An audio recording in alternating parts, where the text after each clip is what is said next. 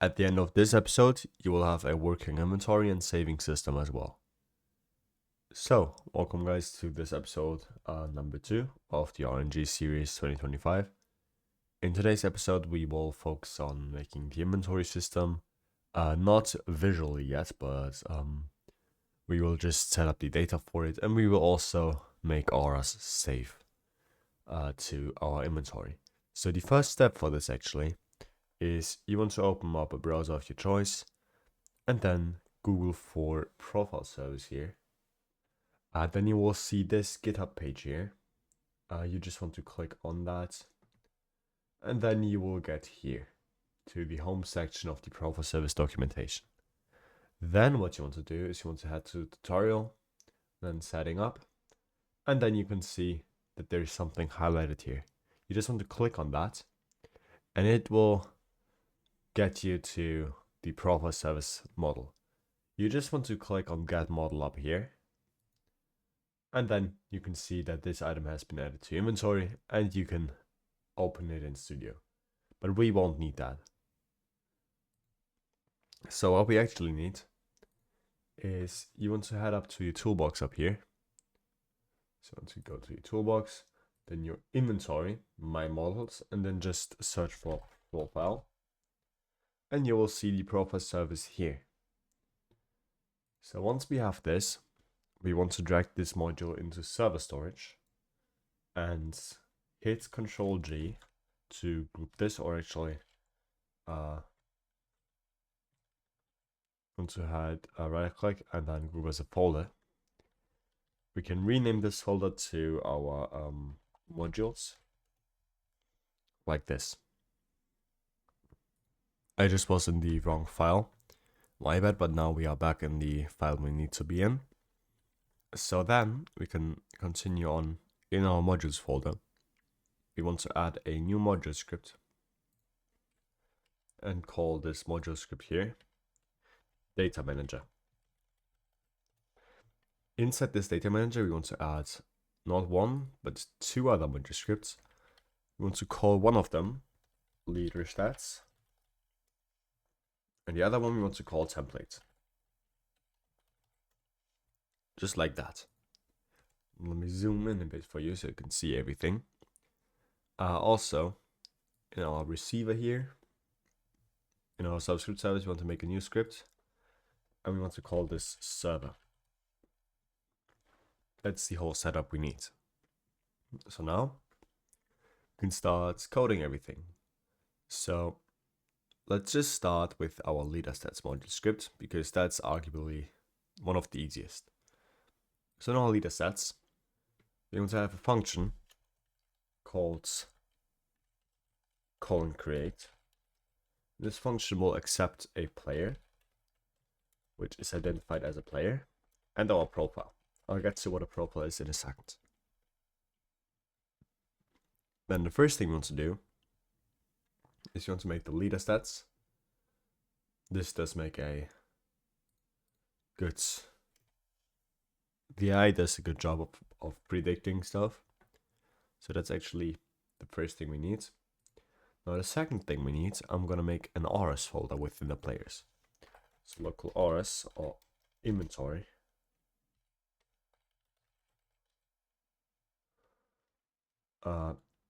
Is gonna be equal to a new folder. Just like that. And now, once we have this, we first want to head over to our template. In our template, inside this table here, we can specify all the data we need. So let's make, actually let's not call this inventory, but just auras. Might be a bit less confusing.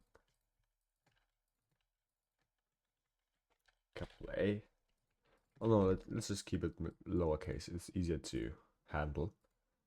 So this is our template. We want to do auras with a folder.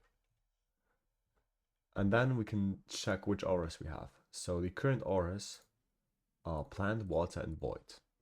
So what we want to do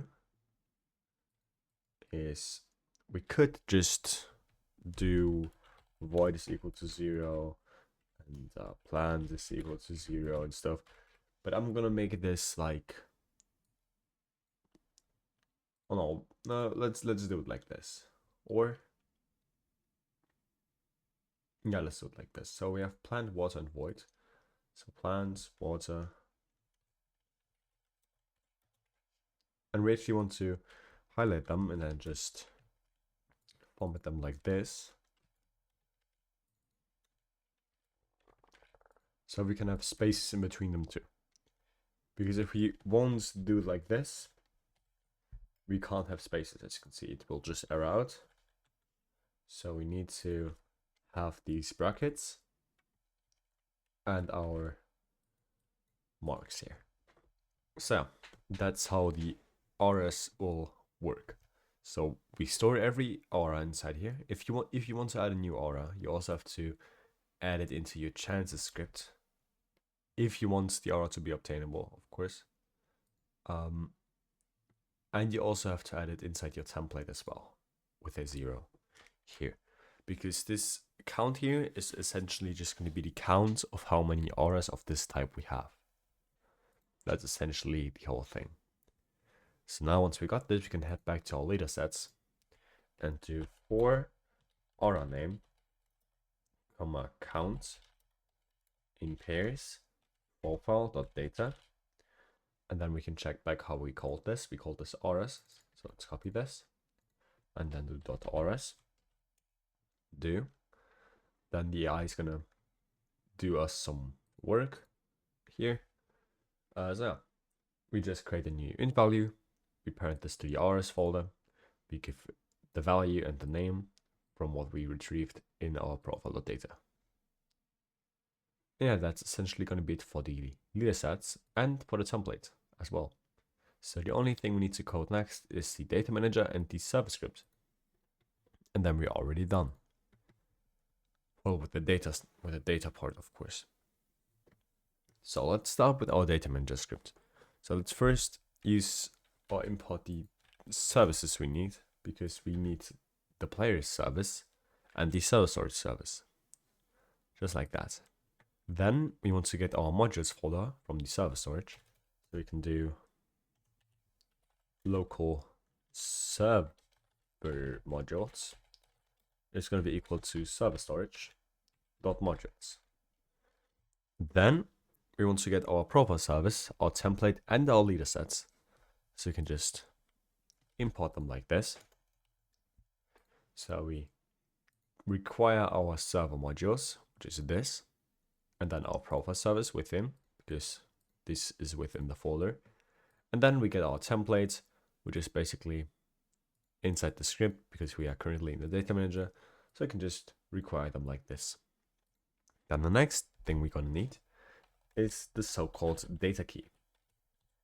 The data key, I'm just going to start at like this. We can just do it like this maybe. So this is like a version, pretty much. So whenever you change the version, it's changing the data. So for example, when we are in the release version, which is typically 1.0.0, the data is set to 1.0.0. If we then update this to maybe like 1.0.1, our data gets overwritten. So everyone loses their data. So we can just format this like this, and then just count up as we change our data. If your game is public, you don't want to change this key at all, because if you do, everyone is going to lose their data.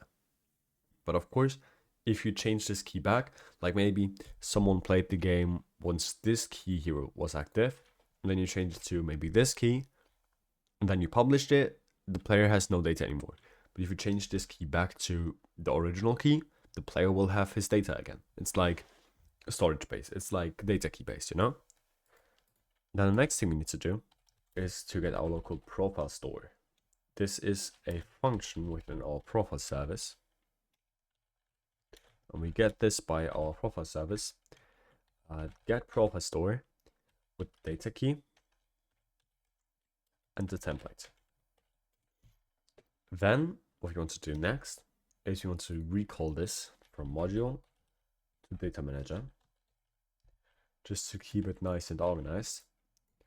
Then we want to do data manager profiles, so essentially making a table inside our data manager. And then we want to do data manager.key. We want to set this equal to our data key. Then we are going to make two functions. The first function being player added. Just gonna accept a player. And our second function is gonna be player removing as well. So those are going to be our two functions we are going to work on today. We can just connect them right now. So we do players, player added, connect player added, and then players dot player removing, connect player removing, just like that. So let's just start with the player added function. So the first thing we want to do is we want to get our local profile, which is going to be equal to profile store. And we want to do load profile async. And we want to pass our player. And then as the identifier, we want to pass our user ID as well. Then we want to check if the profile is not nil. Then we want to add our user ID, and then we want to do profile reconcile. This just basically adds missing values to our table. Then we want to do profile listen to release. We want to connect a function to this, and we want to do player colon kick data error. Try to rejoin later. Then we want to do repeat task.wait 1 until player is descendant of players. Then if player is descendant of players, then we want to set our profile, and we want to create our leader sets, and else we want to release the profile, and lastly we want to do player colon kick. And else here we want to do player colon kick, and then just do the same thing here. Then lastly what we can do is we can do warn, and we can warn our profile.data, just like that. So we can check what our data spit out and what data we have currently. Then the next thing is going to be our player removing function, which is just going to look like this. So the first thing we're going to do is we're going to get our profile again, but this time we're going to use the data manager, because of course our profile is already created, so we can just use the data manager instead of using the function again. Then what I'd like to do is I like to warn profile.data again, so we can check what changed. And then if profile isn't equal to nil, then we want to release our profile as well. So that's the whole data manager. Yeah. Now we can continue on with the server script. So in this server script, we typically need the same thing. So I'm just gonna paste this. So we get our players, our server storage, our server modules, and the data manager as well. Then what we can do is players.playerAdded connect function, and we want to connect our player, which got added. Then we want to repeat. Actually, now we want to get our profile first, which is going to be equal to data manager dot profiles player. Then if profile, then that's the whole thing we want to do. But currently, what we want to do is since there is pretty much, when you have a big profile, like with a lot of data and stuff inside, it can take a while to load the profile. So with this current setup, it may then just skip this. So it might just not run at all. So what we want to do is we want to actually go to our leader sets again. And right at the top here, we want to create a loaded value. Let me just show you what I mean with this. So we are going to create a bool value called loaded. We're going to parent this to the player, name it loaded, and set its value to false. You can see we are not going to use the profile.data for the value, but we're going to just set this to false because it's going to be false all the time. Then in our data manager, what we want to do is when the player got added, so when the profile is initialized, you want to set this value to true. And when the player leaves again, we want to set this value to false again. And then in our server script, what we can do to compensate this loading time, we can just do repeat task.wait 1 second until, and then we just do this. So what this does is we wait for so long that the loaded value is true, so then we can safely use our profile. So we are going to copy all of this code here and paste this into our receiver. And we don't need it right here. We don't need to make the task.wait because this is not gonna fire like instantly. So you can just paste it like this. Let's do it like this. And we want to get the data manager. So I'm just gonna copy this in from the other script. So I'm gonna copy both of these in. Actually, all of these 3 lines here. Like this. So now you can see that it prints our aura name now only if your profile is there. So what we want to check now is we want to head to our game settings again. Wait, give me a second so you can see this. So our game settings, then head to security and ensure that this is true, because otherwise it won't work. So then we can hit play and check if it works. So we can check the output and you can see it warned a table from the data manager. This is our profile. You can see the auras folders here and all of our auras have 0 in them. If you go to our player, you can see our auras folders there and all of the 3 values are also there. So what we want to do now is we want to go to our receiver again and then want to do if profile.data.auras aura name, then we want to add this +1. Now we want to do it equal 1. So yeah. With this setup, we can actually just leave the template empty like this. You just leave this a table. And let's just change the data key so you also saw this one time. Let's just change this to version 2. Now let's play. And now you can see instead of it printing the whole table now, it will just print an empty table. So that's essentially what the data key does. So the next step would be to test out if this works. So when we roll for the aura, it prints the ones we got. So let's hit stop and let's check our table. You can see our auras table is not populated. Here it was empty, now it has stuff in it. You can see we rolled 2 water and 1 plant. So this works. Now when we join in again, you will see that this table stayed and saved. So now you can see we still have our 1 plant and our 2 water. But the one thing we didn't change is our player. So in our player, the folder was still empty. So what we want to do is in our receiver, we want to do just out of here again, if player dot auras and player dot auras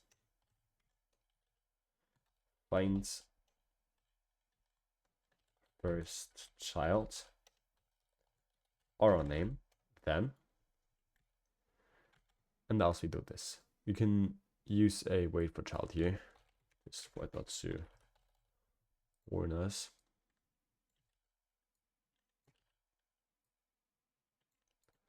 So yeah,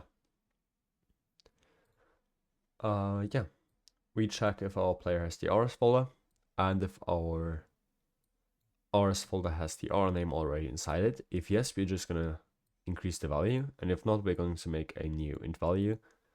And yeah, that's basically the whole thing. So what we then want to do is we want to test this out. So now let's go to our player and check our RS, and you can see we currently have 1 plant and 2 water.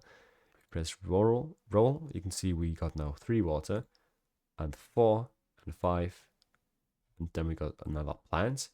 Let's check if we roll a void. It's like 1%, so let's roll a bit. I'm just gonna spam. And then we got a void. And you can see it added the value here. And yeah, this is essentially our inventory system now, which saves the RS. And yeah, that's going to be the server side to our inventory. In the next episode, we are going to make the whole client side, so the whole UI for this and all of that. So yeah, this, if you see this internal server error, it sometimes happens when Roblox is like very, very like overwhelmed when so many people play the game, but you can it's still saved or avoid aura and stuff, so everything is good. This issue just happens when big games update, and sometimes this can cause data issues to when it just doesn't load in at all or it doesn't save. But that's not your fault, it's just a Roblox thing. You can't do anything against it. Some developers then shut their game down during this duration, so players don't lose their data. But yeah, that is essentially it for today's episode. Thank you all for watching, and see you in the next episode. Also, if you like my content, make sure you subscribe and like the video as well. Thank you so much.